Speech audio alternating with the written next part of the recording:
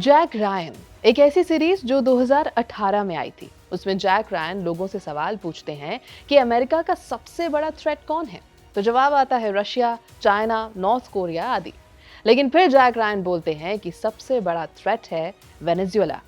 तो 2018 की सीरीज में कही गई ये बात यानी बहुत टाइम से अमेरिका के आला कमान को पता थी। अंदर खाने स्ट्रैटेजीज बनाई जा रही थी, स्टेप्स उठाए जा रहे थे और नतीजा दिखा 2026 में।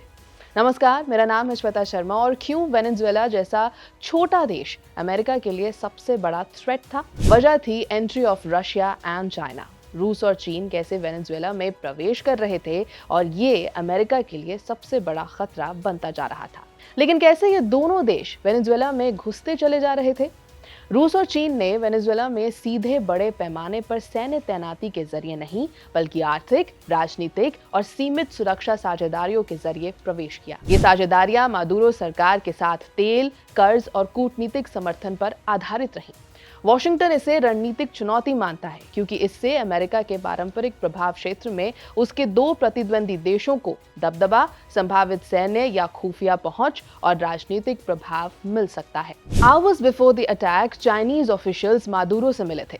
क्या उनको इस एक्शन की भनक थी? चीन की मौजूदगी वेनेजुएला में मुख्य रूप से आर्थिक रही है, लेकिन इसके रणनीतिक मायने भी हैं। पिछले 2 दशकों में चीन वेनेजुएला का सबसे बड़ा कर्जदाता और प्रमुख तेल खरीदार बन गया। अप्रॉक्सीमेटली 60 से 100 अरब डॉलर के कर्ज और निवेश किए गए, जिनकी पेमेंट ज्यादातर तेल के जरिए हुई। बीजिंग ने वेनेजुएला को बेल्ट एंड रोड इनिशिएशन यानी BRI से जोड़ दिया। तेल क्षेत्रों, खनन और बुनियादी ढांचे में निवेश किया। कई मौकों पर वेनेजुएला के 80% से ज्यादा कच्चे तेल का खरीदार चीन रहा। इससे वेनेजुएला की चीन पर लॉन्ग टर्म निर्भरता बन गई। बदले में चीन को ऊर्जा सुरक्षा और लैटिन अमेरिका में राजनीतिक प्रभाव मिला, जिसे अमेरिकी रणनीतिकार मॉनरो डॉक्ट्रिन की सोच के तहत अमेरिकन इन्फ्लुएंस में रिडक्शन के रूप में देखते हैं। रूस की एंट्री रिलेटिवली ज्यादा राजनीतिक सुरक्षा और ऊर्जा से जुड़ी रही।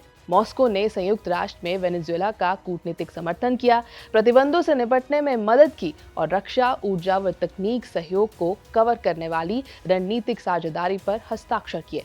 रूसी कंपनियों ने वेनेजुएला की तेल परियोजनाओं में हिस्सेदारी ली। बीते वर्षों में हथियार, सैन्य सलाहकार और प्रशिक्षण भी उपलब्ध करवाया गया। इससे वेनेजुएला वेस्टर्न हेमिस्फीयर में रूसी प्रभाव का प्रतीकात्मक ठिकाना बन गया। भले ही सीधी सैन्य सुरक्षा सीमित रही हो, रूस ने वेनेजुएला का इस्तेमाल अमेरिका पर एग्रेशन और अवैध नाकेबंदी के आरोप लगाने के लिए किया।